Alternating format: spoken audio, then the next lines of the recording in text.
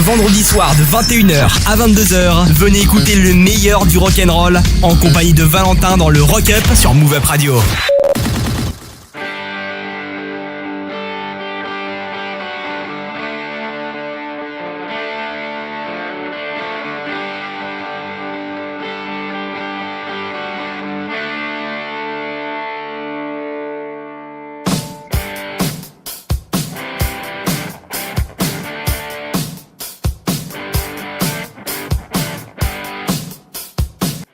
Bonjour à toutes et à tous et bienvenue sur la chaîne YouTube de Move Up Radio. Moi c'est Valentin, on se retrouve pour une petite vidéo backstage coulisses de l'émission Le Rock Up que j'anime tous les vendredis soirs de 21h à 22h sur les ondes de Move Up Radio. Et c'est pour moi un pur plaisir que de retrouver pour une présentation un peu des backstage, comment se fait une émission, comment se fait le Rock Up on va dire. Cette vidéo justement va se décomposer en plusieurs parties.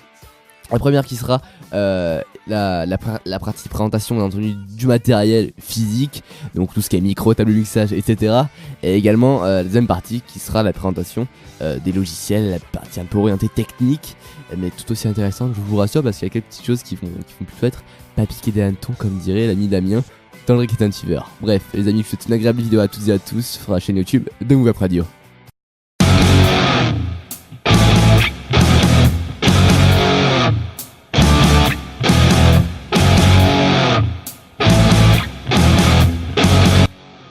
Pour commencer avec la partie matériel, je vais tout d'abord vous présenter ma perche qui est une perche de Rode PSA 1, j'ai également une suspension PSM1 et pour couronner le tout j'ai un Rode Procaster, un micro d'excellente qualité, un micro professionnel et un micro également cardioïde. Le son cardioïde est très important pour la radio étant donné que c'est un son unidirectionnel qui va capturer uniquement le son de votre voix et pas les sons aux alentours. C'est sûr que ça change un peu de mon premier micro qui est un Blue Yeti, un micro utilisé par nombre de youtubeurs, par nombre de personnes, vous allez vous dire, mais c'était pas un micro de très bonne qualité. Et donc pour suivre, j'ai une table de mixage Allen S-ZD10FX. Le nom est compliqué, tout comme elle est compliquée à maîtriser. C'est sûr pour moi qui n'avais jamais eu une table de mixage, j'ai galéré vraiment à l'utiliser. Mais au fur et à mesure des semaines, je pense que je commence à la maîtriser parfaitement. C'est une table de mixage avec un très bon préampli, donc pour le micro et instrument. J'y reviendrai plus tard, même dans un instant.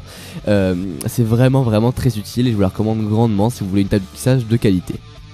Et donc oui, je vous ai parlé d'instruments étant donné que depuis quelques semaines je me mets à la composition de mes propres beds, les beds qui sont des musiques lorsque j'anime simplement.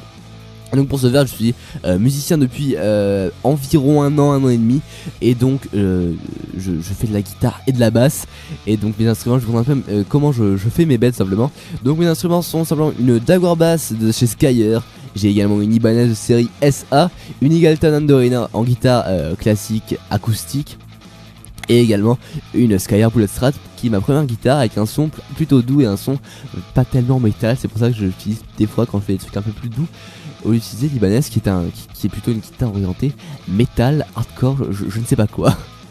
Et voilà les amis, c'est à peu près tout pour cette partie matérielle. Maintenant on va passer à la partie un peu plus technique, la partie logicielle qui va être plutôt intéressante parce que j'ai plein de choses à vous présenter.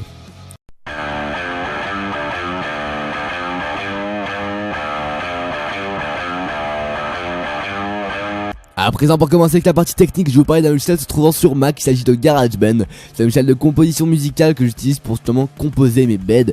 Je connecte une de mes guitares via ma table de mixage qui sera connectée ensuite via USB à mon Mac. Et grâce à ça, je simule un ampli.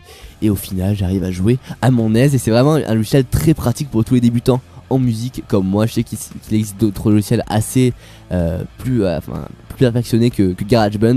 Mais pour le moment, j'utilise GarageBand parce qu'il me correspond tout simplement. Par la suite, le logiciel que j'utilise principalement pour la radio, il s'agit de Sam Broadcaster. Il en existe d'autres des logiciels comme ça, mais c'est un logiciel qui va me permettre simplement de streamer, de faire mon émission complètement. Il s'avère assez compliqué d'aspect, mais au final, quand on le connaît bien, il est vraiment très simple d'utilisation.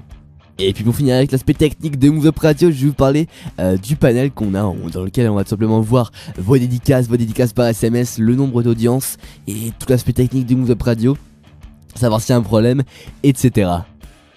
Cette vidéo touche à sa fin, j'espère qu'elle vous aura plu, j'espère que voilà l'aspect technique, vraiment les backstage du Rock Up, ça vous aura plu. N'hésitez pas bien dans l'espace commentaire de la vidéo, vous faites comme sur Move Up Radio, vous lâchez, vous mettez un like si la vidéo vous a plu, et moi je vous dis à vendredi pour le Rock Up.